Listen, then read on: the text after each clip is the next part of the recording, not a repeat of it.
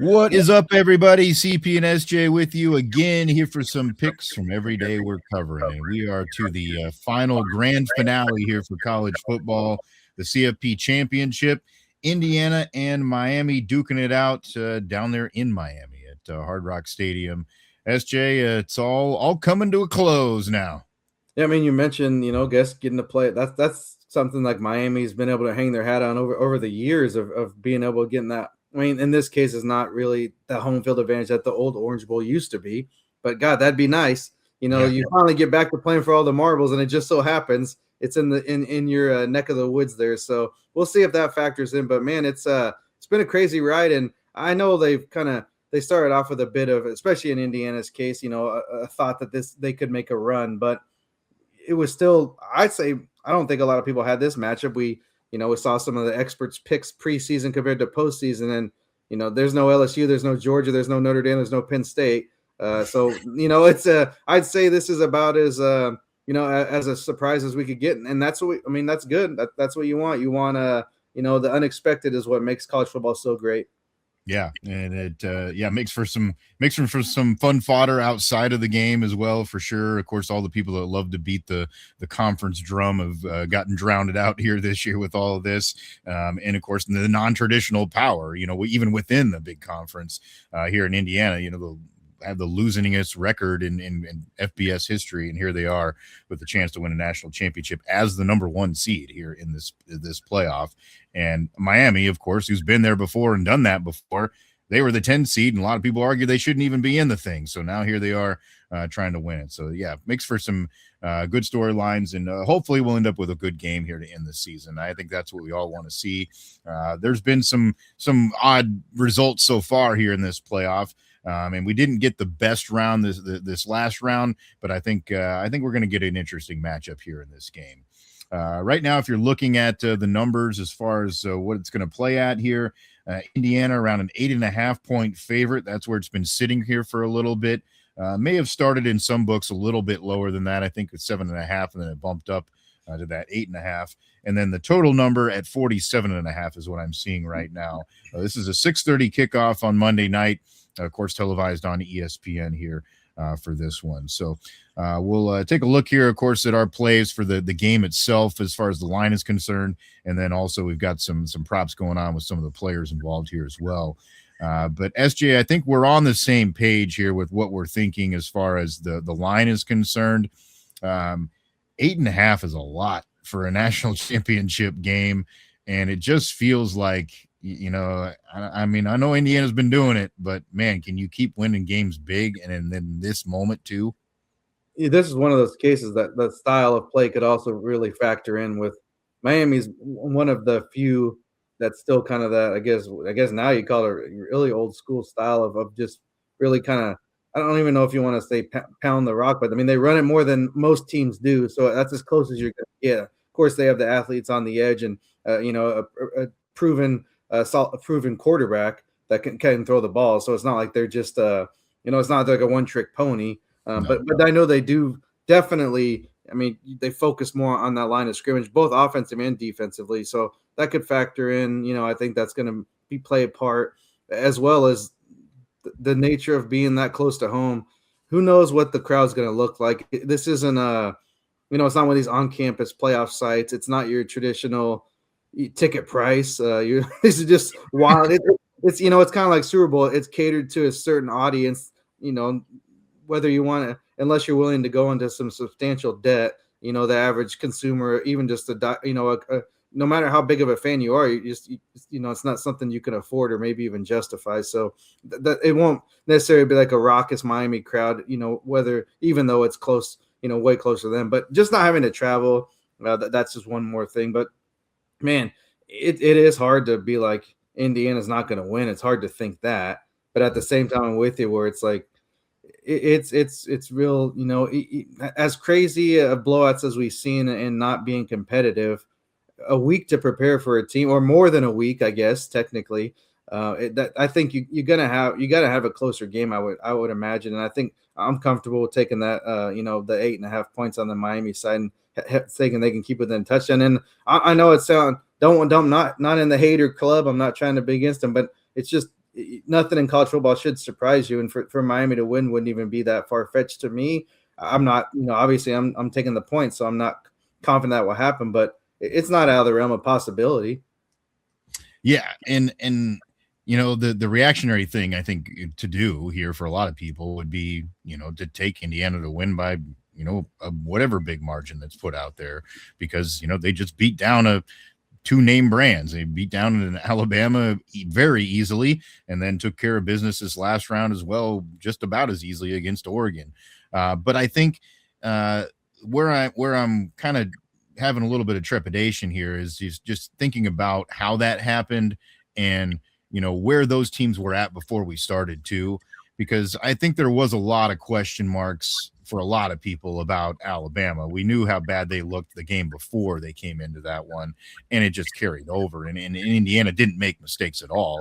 And again, I think that was the same story the next round against Oregon. I mean, yeah, I think Oregon a little bit better team than certainly I wanted to give them credit for when it started, but I also still have my doubts about how good they were.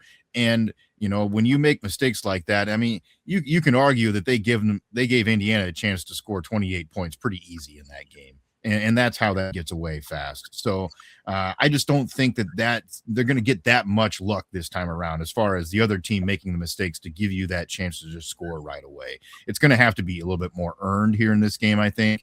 And I'm not saying they're not going to do that, because again, I'm with you. I'm not on the Indiana hater club at this point. They've proven that they're going to do whatever. And they're very capable of driving the ball down the field and scoring. And I think, yeah, they still win this game, but 8.5 in the way this is set up, like you said, you factor all the things in, the team being no travel, possibly having some good home support, familiar, comfortable surroundings. Everything points to them at least being able to be close in this game. So I think that's going to happen.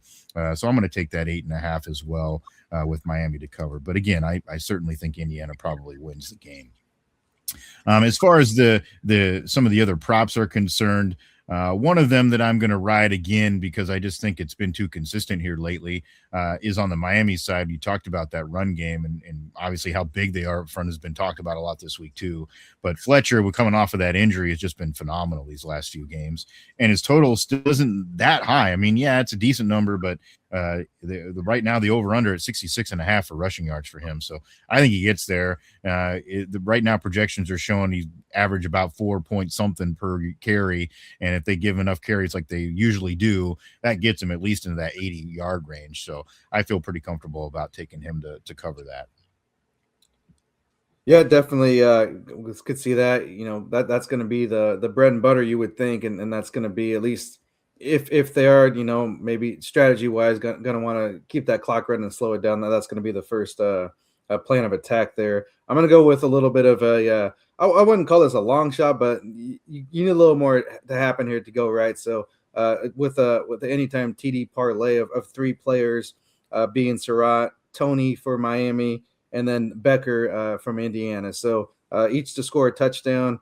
It was there's a pretty nice boost along with this if you can find it on a book that I was shopping on there. So that was maybe a little bit more of I guess my long shot for this game. But I mean, I'm kind of treating this like the Super Bowl, because for us, college football is like the main football we consume. So I maybe we're gonna have a little fun with the props, and there's no coin toss action, but we'll do a little TD prop on this one with that parlay. Yeah, I like that too. That's a fun one to play with there, and I could see that being very likely. I'm going kind of down the same road here. I'm going to do an anytime touchdown parlay with a couple of guys from Indiana. I'm going to go Surratt as well. Obviously, we talked about last time how consistent he's been, and he did it again for you last time around. I think he does that. And then Kalen Black, the kind of second back that they flex in there for Indiana. I'm going to go with him as well, because that boosts that up a little bit more, a little bit plus money with him, just because he isn't maybe the main guy all the time, but he's certainly shown that he's explosive. and more of those short yardage type situations too. That's a guy that they'll go to. So I want to put those two guys together to get a little juice anytime touchdown parlay. And I know you were looking at one more there, SJ. Yeah, got a couple more I guess more the prop variety, and then so either team to score 30 points. So this would be we don't necessarily want you to slow it down too much, Miami. Just hang around, but don't take the air out of the ball in this case. And then we saw both teams have actually done this within the playoff, is either a special teams or a defensive touchdown, one or the other, just one in the game by either team, and we're good to go. So, like I said, little Super Bowl style prop action on these ones. Got to get them in while we can, because apparently NCAA is not fond of these props, and they may be coming after them with some things going on, at least on the basketball front. So we'll play them when we can now, and then hopefully all's on the up and up. Yeah, that's certainly going to be an area of focus, because we've started to see some more things come out about maybe some not so great things going on in the game of basketball as far as players trying to control some outcomes. So we knew that was going to be a problem on all sports fronts when this is involved. It was before gambling was legal, but it's just kind of been amplified now here. So yeah, and depending on what book you're using, I mean, some of them don't even do this. So it just depends on where you're at, and I guess you got to shop around to figure out where you're going to get it and what kind of number you're going to get on it. Yeah, typically it's got to be either a major event or these a big time game. You're not usually going to find those anyway. So yeah, I don't think it's from my perspective, it's not a big issue, but definitely in the news, and something worth monitoring. Yeah. All right, so hopefully we cap this whole college season off with a bang here for you with these picks. Again, you can follow us along. You see the handles there for the Twitter accounts at Cherokee CP, at SJM Bets. So you hit us up there if you've got some plays that you like for this game, or you just want to interact in some fashion or another. You notice something about the broadcast, whatever it may be. We're always up for those conversations. So hit us up there. If you would like, subscribe, get the notifications here on this YouTube channel for our picks as they come at you throughout the year. Of course, we do heavy focus on during the college football season, but we'll have a lot more coming for you college basketball wise now as we get into that. Of course, NFL is still going on down the road. So we got plenty more to chat about, and we'll have those picks there for you on this platform. And then if you would, of course, like, subscribe, get the notifications for the podcast, whatever podcast platform you use, we're there. Just search Every Day We're Covering, and you'll find us, and make sure that you're always knowing when those latest episodes come out to be able to listen and interact. All right, so it's going to put a bow here on the college football season here for 2025-26. That's SJ Munoz. I'm Chris Parks. Thanks for joining us for another round of picks from Every Day We're Covering. We'll see you next time for some more covers.